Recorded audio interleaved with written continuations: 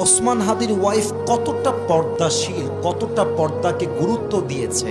স্বামী শহীদ হয়ে গেছে, পুরো দেশের সমস্ত মিডিয়ার নিউজের ক্যামেরা তাদের ফ্যামিলির দিকে। তার ওয়াইফ চাইলে অন্য ওয়াইফের মতো চিৎকার দিয়ে কান্না করতে পারত, পর্দা লঙ্ঘন করতে পারত, পর্দার বিধানকে ক্রস করতে পারত, কিন্তু তার wife in all this situations, এত খারাপ পরিস্থিতির মাঝেও তার পর্দাকে মেইনটেইন করে বুঝিয়ে দিয়েছে আগামীর বাংলাদেশ হবে ইসলামের বাংলাদেশ। প্রত্যেকটা মেয়েকে বলবো, বোরকা পরলে কিন্তু আসল দিনদার হওয়া যায় না।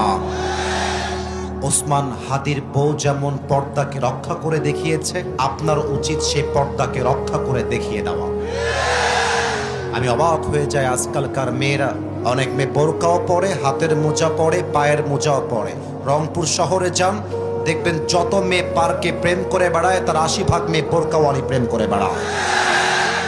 বোরকা দেখলে মনে হবে यार ये तो अभी के अभी जन्नत से भाग के दुनिया में उतर के आई है माशाअल्लाह।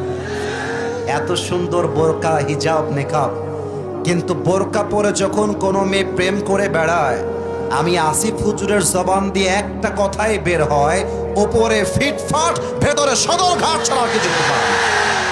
আর কিছু মেয়ে আছে দেখবা বোরকা পরেও কিন্তু হাত খোলা রাখে। যুবকরা বুঝবে এই কথা। হাতে দেখবা মেহেদি লাগায়, আবার চোখটা খোলা রেখে চোখে আবার সুরমা দেয়, কাজল দেয়, আর আমাদেরকে বোঝায় मेरा चेहरा तो तुम देख नहीं सकते लेकिन हाथ से और मेरी आँख से पता लगा लो कि मैं एक खूबसूरत लड़की हूँ। প্রিয় বোন আমার, এই সব করতে যাবেন না। পর্দা সেই পর্দা নয় যে পর্দা করলো যুবকের আকর্ষণ কাজ করে। আরে পর্দা তো হবে এমন পর্দা, মুখ তো দূরের কথা, একজন নারীর চোখটা পর্যন্ত দেখা যাবে না।